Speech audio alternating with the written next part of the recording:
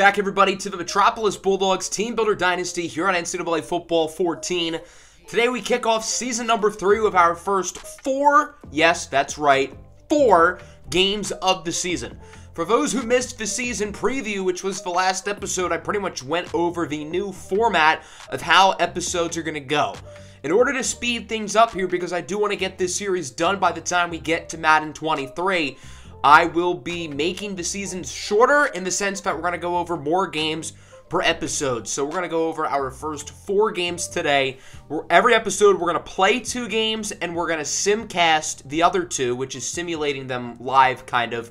And if they're close, we're going to hop in and play. Even if that doesn't make sense, just sit back and watch today's video, because you'll see how it goes. So as I said earlier, last episode was the season preview. We went over the custom schedule, depth charts, redshirting, recruiting, all that stuff. This is what the schedule looks like, and as I said, we're going through our first 4 games today. Maryland, Tulane, SMU, and Tulsa. We are going to play the full games against Maryland and Tulane. That's our first 2 games, and then we're going to simcast the last 2, SMU and Tulsa. Normally what I'm going to do is I'm going to play the most interesting 2 games and simulate the not as interesting 2 games. So we start with Maryland on the road. They're led by senior quarterback Taulia Tagovailoa, who we have gotten to know very well the past couple of seasons. We got killed by Maryland in year 1, but we beat them convincingly in year 2. I believe last year's game was the matchup when Terrell Cream had like 3 interceptions in the first half or something. So we'll see how it goes this time against the Terps in Maryland at Maryland Stadium to kick off season number 3 of the series. It's a night game as well. That's pretty fun. The captains at the midfield for the coin flip are Emmanuel Cortez, the senior slot receiver, and Dalip Bowe, one of our junior corners, who apparently grew a beard over the offseason. His character doesn't have a beard, so I don't know why he does here, but whatever. We're going to rock with it. Maryland wins the opening coin flip. They choose to kick off, so the Bulldogs will start on offense as it's a handoff to the senior running back, Victor Adams, up the middle for a quick gain of 18 yards. I'm excited to see what Adams can do. He never fully got going last year after suffering an injury pretty early into the season, so we'll see what he does this season. 3rd and 10, Castillo misfires for Osiris Young. The QB battle is still alive and well. Jonathan Roberts is back from his broken collarbone that he suffered early last year. So Castillo and Jonathan Roberts will be in a early season quarterback battle to see who the full-time starter is. Nice run up the middle by Penny Boone for a gain of 32 yards.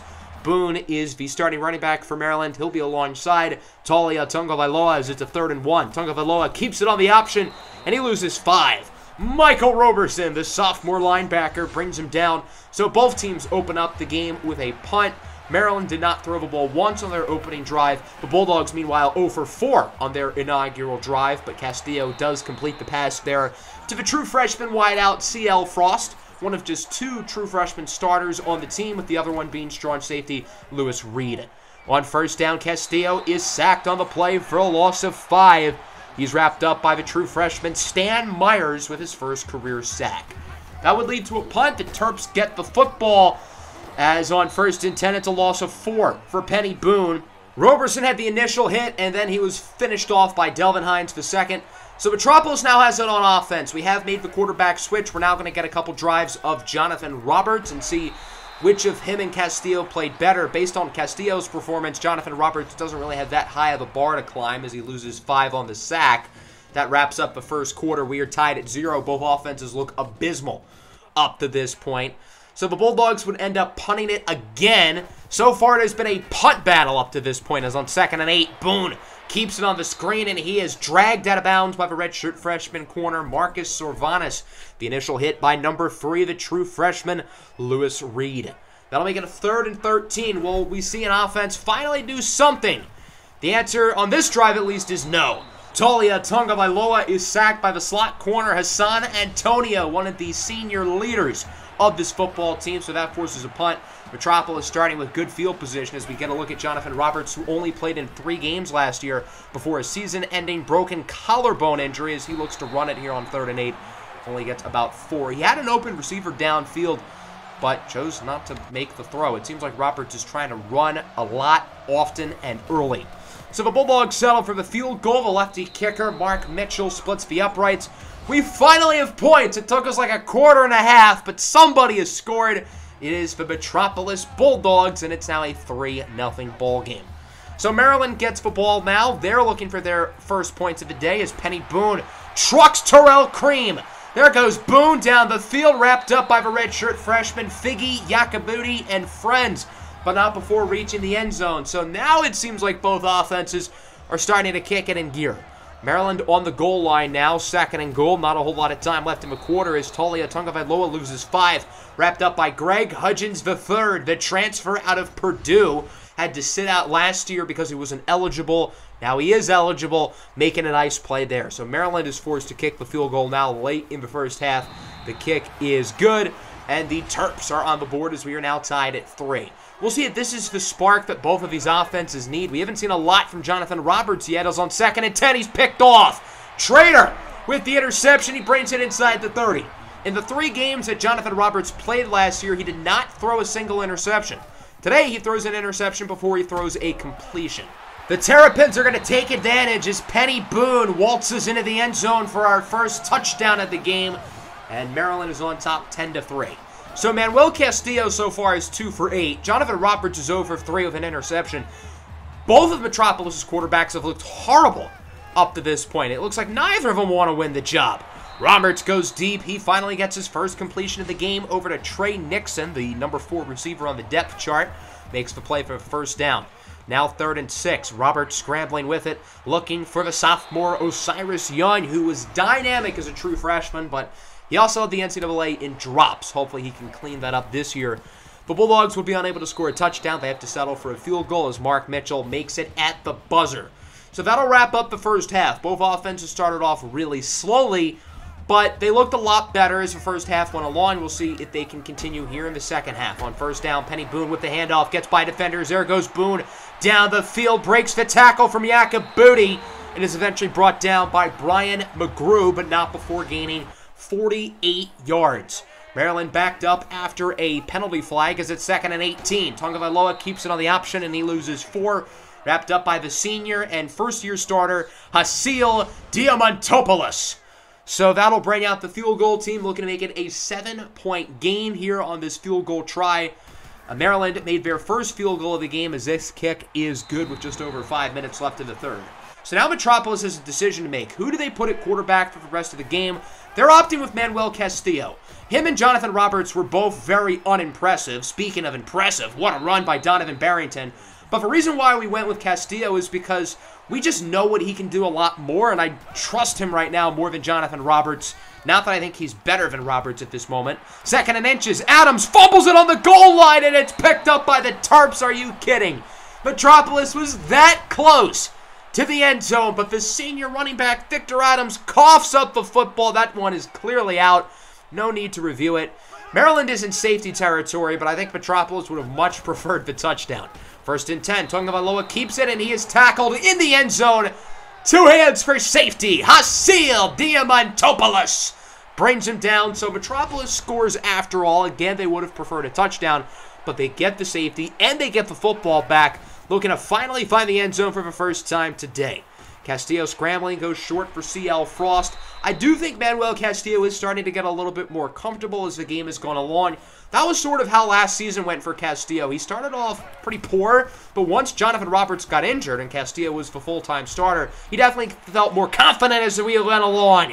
What a touchdown for Emmanuel Cortez, the first touchdown of the season for Metropolis. If we look at the replay, that was a ballsy throw by Manuel Castillo. He threw it right to the corner, but Cortez is like, nah, that's my ball. So the senior Emmanuel Cortez gets the touchdown. The Bulldogs looking to make it a 3-point game here on the 2-point try. Donovan Barrington stumbles in, and the Bulldogs are on top by 3. Metropolis on a 10-0 run with a safety, a touchdown, and a 2-point conversion as Alabama is losing to Mississippi State. Close battle between Will Rogers and the Bulldogs against Bryce Young and the Crimson Tide. Oregon beats Michigan State 44-30 with a 3-touchdown performance from talented running back Seven McGee. As a Duck fan, I think Seven McGee's the next DeAnthony Thomas. We'll see if that can come to fruition.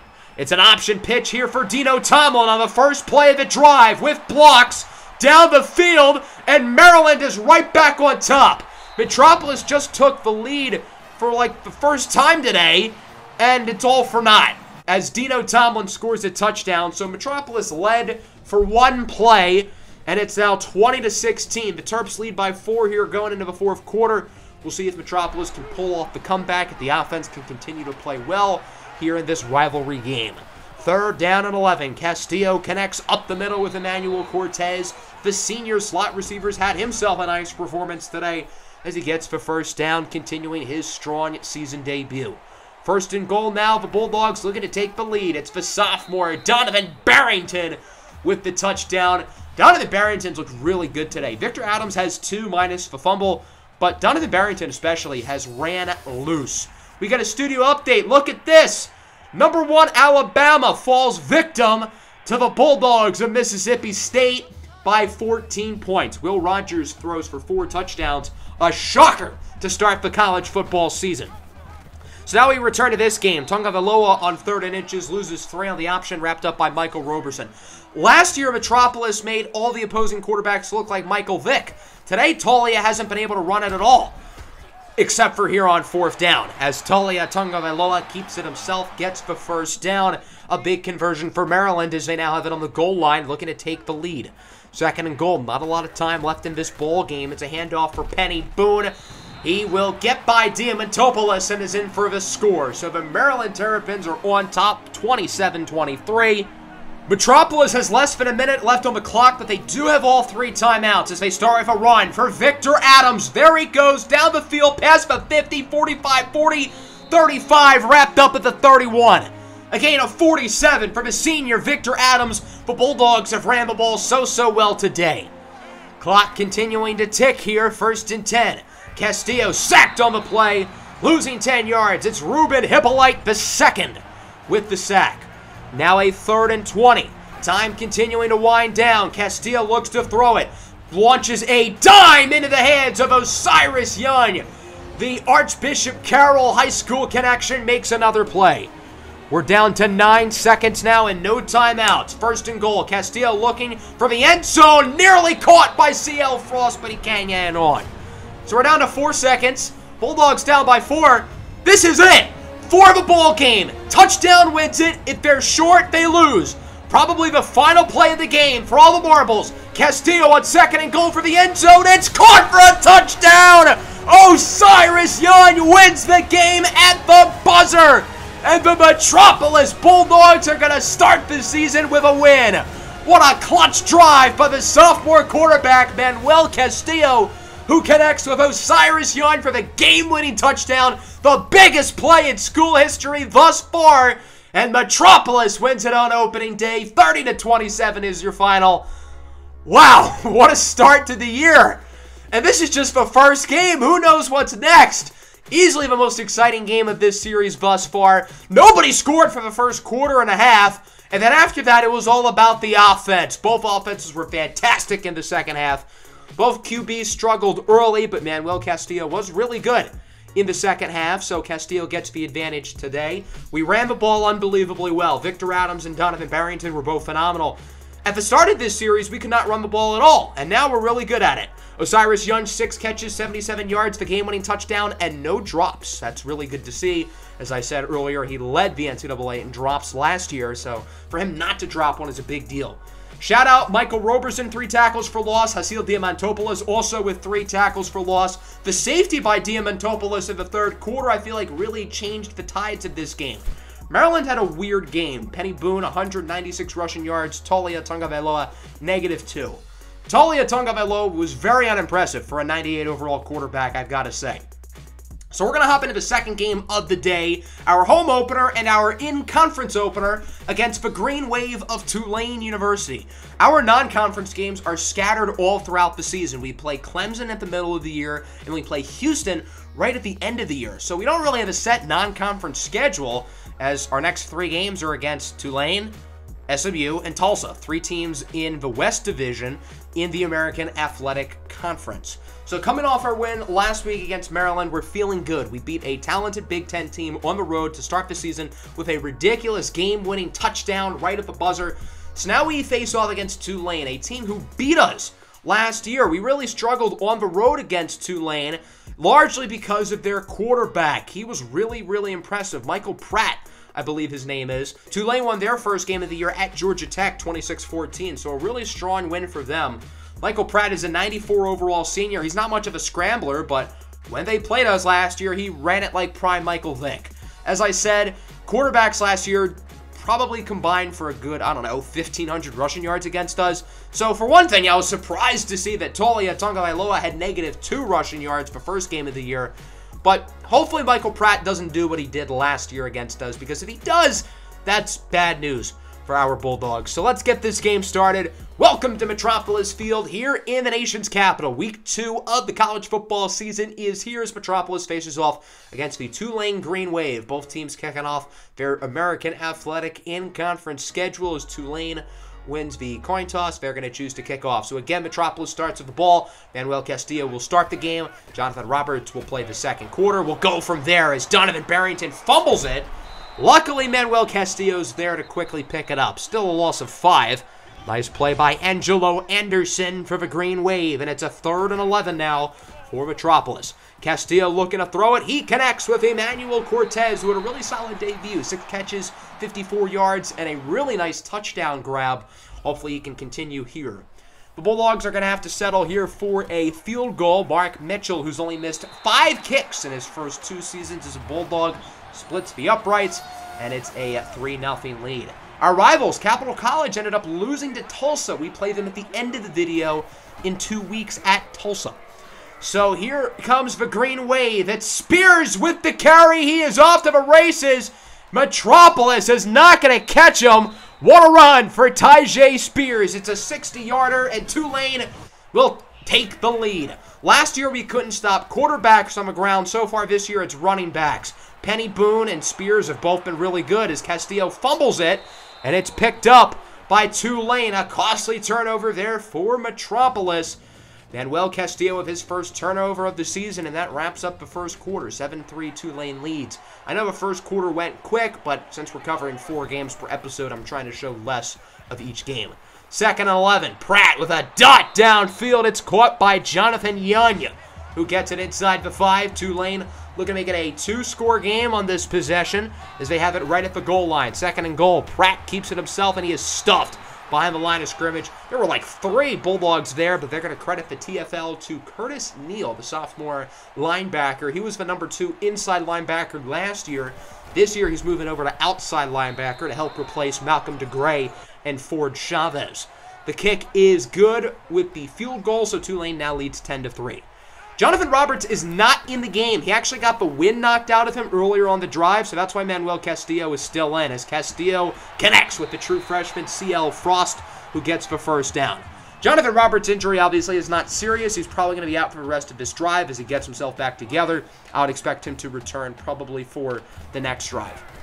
Play action fake for Barrington. Castillo with a dime downfield. It's caught by the tight end, Tadiad Smith-Gardner, who brings it inside the 10. Nice footwork by the junior.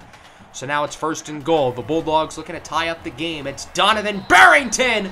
He scored last week and scores again. What a great start to the year for the change of pace back. Donovan Barrington, who showed some flashes last year, but he has really taken a step up. Him and Victor Adams look really, really good up to this point so far this year. So we're now tied at 10. Tulane has it back as on 3rd down. Pratt is smothered in the backfield by Hasil Diamantopoulos.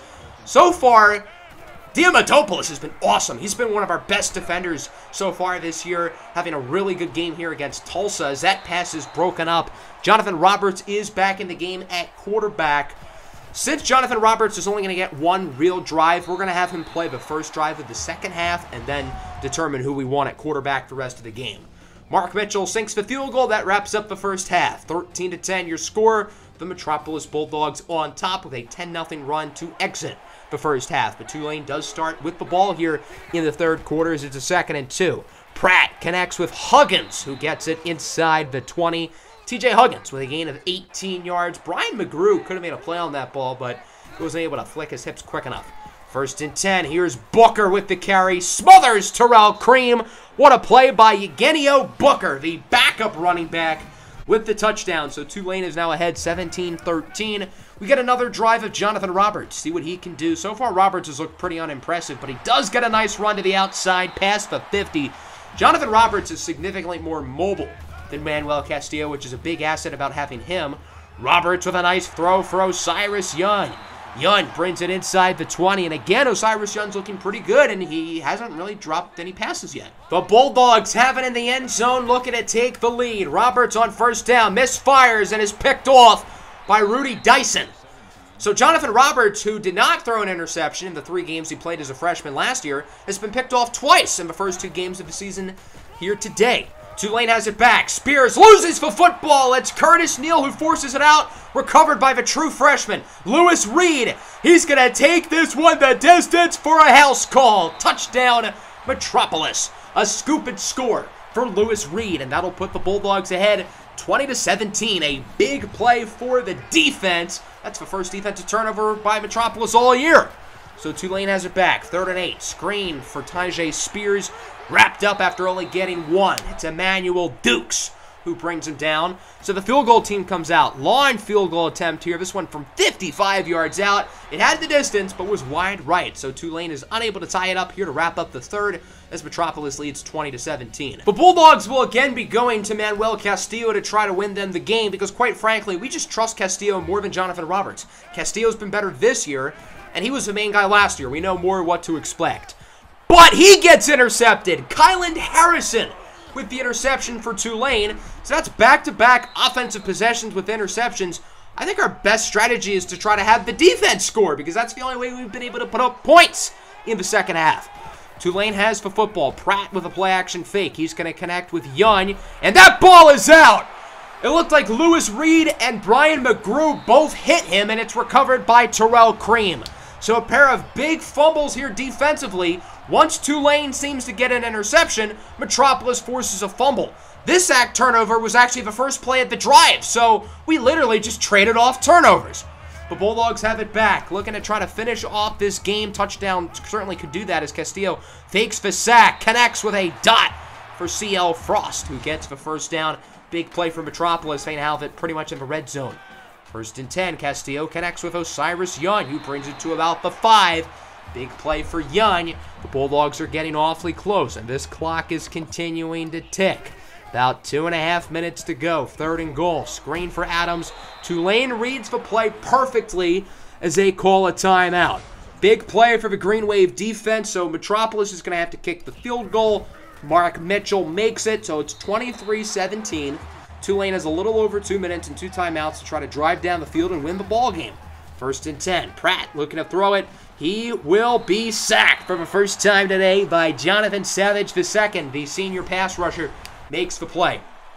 2nd and 17 now for the Green Wave. Pratt, it's a screen for Spears, and he loses 4. Michael Roberson brings him down, and it's now going to be a 4th down and 21. Tulane has no choice other than to go for it. Here's Pratt. He's going to connect with Spears, and Tyjae Spears only gets about 13. Not enough for the first down, so Metropolis gets the stop. They would continue to run out some clock. Going to have to kick another field goal as Mark Mitchell makes the kick, essentially icing the ball game as it's now 26-17, and now Tulane really needs a miracle to win this game. Pratt on 1st and 10, sacked. Jonathan Savage II with his 2nd sack of the game. 4th and 15, this is it. Pratt can't even get rid of it. This time he's brought down by Delvin Hines II. 3 sacks here in the final couple of minutes by the Metropolis defense to win the game. 26-17, our first in-conference win of the year. Again, Manuel Castillo was better. It's not that both quarterbacks were all that impressive or all that bad, but I just have a lot more trust in Manuel Castillo, so it feels like he's the favorite to win this quarterback job. We did not run the ball as well today as we did last week. I think that's why the offense was a little bit worse.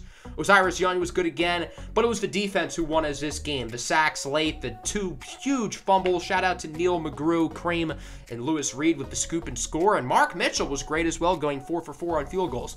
Michael Pratt was pretty good. He didn't run it all that well. Tyjae Spears did. They should have given him the ball way more because he was really explosive and honestly quite impressive. Tulane's defense was pretty good. They had the 2 interceptions from Dyson and Harrison, but it was not enough to win the game.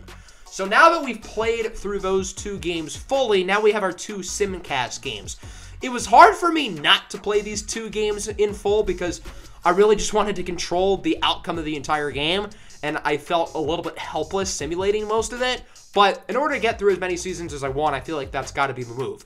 SMU is 0-2. We played these guys last year and beat them pretty narrowly. They have a really talented team led by the dynamic duo of Ulysses Bentley IV, one of the most talented offensive playmakers in our conference, and quarterback Preston Stone, who is now the starter with Tanner Mordecai graduated and in the pros. Even though these guys are 0-2, they're not horrible. I think this is a game we should win, which is why I was confident in simulating it. But SMU is going to be a tough team. This is not going to be an easy game. Welcome to Gerald J. Ford Stadium as the 2-0 Metropolis Bulldogs get set for their second in-conference game of the season against the 0-2 Mustangs of Southern Methodist University. You guys know the drill. Tails never fail. So far, we're 0-2 on coin tosses this season. We haven't done very well, looking to finally get a win. And we do. So we're obviously going to choose to kick off per normal. So how the simcasting works is we're going to simulate by quarter, see what happens, and if the game is really close late, we're going to hop in. So far here in the first quarter, both offenses are really struggling. We would be able to get a touchdown, and we were actually in the red zone, but we did not score a second time. So it's 7-0. I made the change to put Jonathan Roberts in at quarterback as we get a big interception for Figgy Yakabuti, leading to a touchdown. SMU answers back. Our offense is looking quite good. It's 21-6 here at halftime. SMU scored, but they did miss an extra point. All of our touchdowns have been rushing touchdowns. One for Adams, one for Tico Chukwumereji, the fullback, and the other by Donovan Barrington. Looking at the numbers, both quarterbacks have been pretty even. Manuel Castillo's been a little bit better. But since we're up by 15 points and SMU's not the best of teams, I do want to keep Jonathan Roberts in the game, see what he can do. And he ended up not doing all that good in the third quarter. Luckily, our defense held strong for most of it, but towards the end, we kind of struggled. And although our offense did score, it was not because of Jonathan Roberts. He went 0 for 6 in that third quarter. So he is 5 for 16 today. It's 28-20 here going into the fourth quarter. We have the football. We're going to move a little bit slower as our offense does nothing. So now SMU has the ball. They would get a super long touchdown. So it's 28-26. SMU gets the 2-point conversion. Now we are tied at 28. So with about 5 minutes to go, I was like, screw it. Why not hop in? Manuel Castillo is in at quarterback because, again, we just trust him a little bit more as he connects on 3rd and 6 with Emmanuel Cortez for the first down. Castillo was pretty good in that first quarter, but Jonathan Roberts was not impressive enough to stay in the game. Our most notable performer on offense is probably Victor Adams. He had like a 97-yard touchdown late in the third quarter. Nice catch by Osiris Young there on 3rd down to keep the drive going, and the offense is looking good with a great opportunity to take the lead here late. 1st and 10. Castillo looks to throw it. His pass is picked off. McMorris with the interception. Are you kidding? A turnover in the red zone. A costly play for Manuel Castillo. 2:51 left in the game as SMU looks to take the lead. Stone will connect with his tight end, Nolan M. Harris, for a big gain. SMU is the definition of a pass-first team. I'm pretty sure their running back, Ulysses Bentley, who is really, really good, has like 2 carries. I'm not even kidding. I think part of it might be that might have been injured because he's not even getting the rock here late. It's TJ McDaniel with the touchdown, so SMU takes the lead with not a whole lot of time left on the clock. The Bulldogs have about a minute. Actually, not even. More like 40 seconds and 2 timeouts. It's not going to be easy. They need a touchdown to tie it as Castillo connects with Osiris Young, who runs out of bounds past the 50. That'll stop the clock and not force the Bulldogs to use any of their timeouts. Osiris Young has been big time here in the fourth quarter. It was on 1st down. It's caught by CL Frost. His first reception of the game will go for 21 yards. Now on the goal line, 3rd and 3. Not a lot of time. Clock sits at 12 seconds with no timeouts. It's caught by CL Frost for the touchdown, and the Bulldogs are going to tie it. 35-35 with 9 seconds to go. Wow, what an end to regulation. We are headed to overtime. The Bulldogs played in 1 overtime last year against ECU. It went into quadruple overtime, but the Bulldogs did end up squeaking out with a win as they will choose to start on defense. So SMU is going to open up on offense. Preston Stone has thrown well over 50 passes at this point as he connects with Wiggins. Nice play for Calvin Wiggins. He gets 19 yards, brings it to about the 6-yard line. Just the 3rd play of the drive. SMU looking to take the lead. It's TJ McDaniel with the touchdown. So the SMU offense to start overtime comes up clutch, and it's now 42-35. Metropolis with the ball. Manuel Castillo on first down connects with Osiris Young. He's going to start with a gain of 19 yards. It's like follow the leader. What SMU does, we're going to do. Third play of the drive. Victor Adams with the touchdown. Metropolis has it within 1. So it looks like we're headed into double overtime, but not so fast. Here on the extra point, it's a fake! It's a fake, and Roberts is sacked. He can't get rid of it. And Metropolis is going to lose. Oh my God, that's heartbreaking. Coach Isaiah Sparks wanted to get gutsy. We had been practicing the fake extra point in practice this week. We wanted to bring it out to win the game. That would have been sick. But SMU kind of read the play. They had like 3 guys immediately in the backfield, and, well, that was our demise. Just like the Maryland game, both offenses struggled early, and they were great down the stretch. Manuel Castillo with a costly interception late, but he had a big drive for a touchdown late as well. Roberts, on the other hand, was very unimpressive, but shout out to Victor Adams, 18 carries, 150 yards, and 3 touchdowns, including a 93-yarder. Cortez was great. Osiris Young was pretty good too, although he dropped 3 passes, most of which were in the sim, which is kind of interesting because I didn't notice him dropping any passes. Figgy Yakabudu with his first career interception. What is this? Mark Mitchell, 0 for 2 on field goals. I have only missed 5 field goals with Mitchell in this entire series, yet he missed 2. Preston Stone threw 44 passes. I thought he had more than that, to be honest. But again, Ulysses Bentley carried the ball twice. It didn't say he was injured, so I'm not sure why he got the ball so little. I don't really know how to explain that. But SMU really tried to throw the ball a lot, and I guess it worked, considering they won the game, even though Preston Stone wasn't very efficient. I think he completed under 50% of his passes. So we head to the final game of the day here in Tulsa, Oklahoma, against the Golden Hurricane. Tulsa is not one of the better teams in our conference, but again, I don't want to take these guys too lightly, especially since we're coming off a heartbreaking loss against SMU, who again, I didn't think was all that good, but they were very impressive down the stretch in order to beat us. Tulsa's 1-2. Their lone win was on the road against our rival, Capital College, so shout out to Tulsa for beating the bad guys. They're only a C+. They're not a whole lot better than us on paper as we look at their roster. They have a really good transfer quarterback, 89 overall, Baron Morton, but he is ineligible to play. So instead they have Braylon Braxton, a junior, at QB. So far he's been okay this year, nothing spectacular, but not too shabby either. Their highest rated player is a punter. They have plenty of offensive skill position players, but their defense is really weak. So hopefully we can continue to run the ball really well. Victor Adams, Donovan Barrington can continue to do their thing. Maybe Jonathan Roberts is finally going to do something because through 3 weeks he has been very underwhelming. Manuel Castillo has outperformed him all 3 games. Welcome to Skelly Field at H&A Chapman Stadium here in Tulsa, Oklahoma. The 4th and final game of the day as the 2-1 Metropolis Bulldogs face off against the 1-2 Tulsa Golden Hurricane. The Bulldogs are wearing a new jersey combo, alternate helmets, regular away jerseys, alternate pants. We wore this jersey combo week 1 against Maryland for the first time. I really liked it, so I wanted to wear it again here against Tulsa. I think it's a cool combo. The blue helmets and the blue pants, they go well with the white jerseys. I wish I had worn these in years 1 and 2, but at least I figured out that this is a fire jersey combo now. So again, we're going to simcast it, and if it's close, we're going to hop in down the stretch to try to win the game. So in the early minutes of the ball game, both offenses kind of struggled early. We would then tack on a field goal, and then Hassan Antonio would get a big interception leading to a touchdown. However, Tulsa would answer with a touchdown of their own, so it's 10-7 here at the end of the quarter. I made the quarterback change. Jonathan Roberts is now in. We'll see what he can do here in the second, as both offenses really aren't doing a whole lot. Tulsa nearing the end zone. They can't score, and they're going to be able to score that time. So it's 14-10. Looking at the quarterbacks, Manuel Castillo, pretty good, 4 for 7. Jonathan Roberts, 0 for 10. He is 0 for 10. That is not good. So, do I even need to say who's going to play quarterback in the second half? Jonathan Roberts' chances are really not looking good for that starting quarterback position because he's been, quite frankly, horrible this year. Both offenses did nothing there in the third quarter, so now we're here in the fourth quarter. Tulsa has the ball. They would end up kicking a field goal, so it's a 7-point game with about 5 minutes left. So again, I figured why not hop in. Our offense has been pretty underwhelming today. It's a bad Tulsa defense. Manuel Castillo hasn't been all that impressive as he does get a nice throw for CL Frost.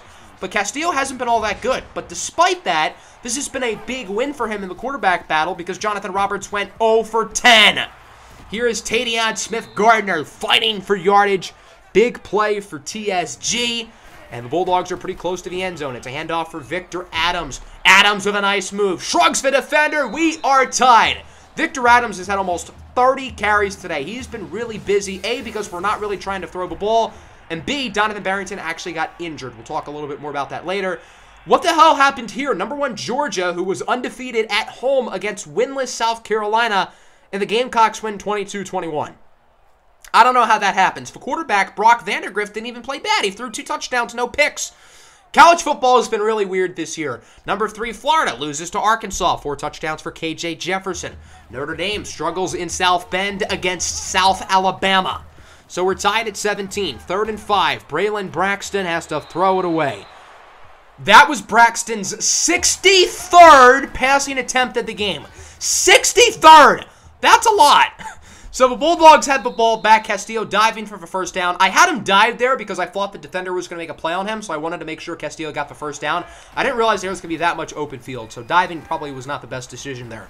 Short throw for Frost. Fools the defender with the spin move. What a play for CL Frost, the true freshman who gets about 20. Bulldogs are getting close to field goal range, which is a big deal because, as you can see by the clock, there's not a whole lot of time. Castillo with a dime for Osiris Young. He gets the first down, and Metropolis is definitely in field goal range. Even though Mark Mitchell has struggled here in the sim, he missed another field goal in this game for what it's worth in the sim. I'm good with him. He's only missed 5 kicks in the entire series with me usering him.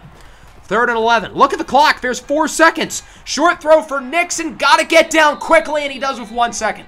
Metropolis was a little bit cute there. They didn't need to keep running plays. They wanted to get closer to field goal range, but they shouldn't have brought it right up to the wire. So SMU calls a timeout to try to ice the kicker. Here's Mitchell for the win. Ball game dagger. Metropolis wins the game 20-17. And the Bulldogs are going to open up the season 3-1 with a game-winning field goal on the road in a yucky day here in Tulsa. What a kick for Mark Mitchell, and what a really fun start to the year. I had a blast recording this episode, largely because 3 of the 4 games came down to literally the last play. But still, this was a lot of fun. We didn't play all that great here against a pretty bland Tulsa team, but I'm happy we ended up winning the game. Both offenses kind of struggled, but we came up clutch there in the 4th quarter. Victor Adams played really well in this game with Donovan Barrington getting hurt. As we look at the numbers, Manuel Castillo, as I said, was unimpressive. He threw 10 incompletions, but at least he completed 11. Jonathan Roberts threw 10 incompletions, but he went 0 for 10. So this quarterback battle is looking very one-sided. Castillo has outplayed Roberts in all 4 games. Victor Adams, 30 for 132 and a touchdown. Donovan Barrington, only 5 carries before spraining his elbow. He's going to miss about 3 weeks. So Victor Adams is going to obviously need to step up. We're going to see a lot more of Andrew Williams. I'm curious to see what he can end up doing as the number 2 back. He was pretty solid this week on 6 carries. Delvin Hines with a sack, interceptions for Hassan Antonio, and Figgy Yakabuti. Yakabuti with interceptions in both sim games today. Mark Mitchell goes 2 for 3, including the game winners. We look at Tulsa. Braylon Braxton threw the ball 63 times. I'm really confused by some of these teams' offensive game plans because the first 2 games of the season that we played, running backs just ran it down our throats. So what does SMU and Tulsa do? They choose not to run the ball. Tulsa's starting running back had 7 carries. SMU's starting running back had 2. And that's after Tyjae Spears of Tulsa and Penny Boone of Maryland combined to run for like 300 yards on us. So through 4 games, we're 3-1. It's been a weird start to the year, particularly with how bad Jonathan Roberts has played. I think that's been the big storyline so far. Roberts just looks timid out there. He's playing scared. After the injury last year, I feel like that kind of scarred him, and because of that, he's looked significantly worse than he did a year ago. But overall, I'm happy with how the team is playing. We're really running the ball well. Osiris Young has looked like a better player this year. The offensive line's been good. The defense has been good. So next episode's going to be the recruiting special, but after that will be our next 4-game batch against Memphis, Clemson, ECU, and USF. Let me know which of those 4 games you want to see. We're definitely going to play Clemson. But let me know which one of those other games you'd like to see between Memphis, ECU, or UCF. I would say of those 3 teams, Memphis is probably the best one of the group. So that's going to wrap up the video. Hope you guys enjoyed. Let me know what you thought of the format of the episode. I had a lot of fun doing it. Hopefully you guys had a lot of fun watching it. Make sure to hit the like button and subscribe. Peace out. Go Dogs.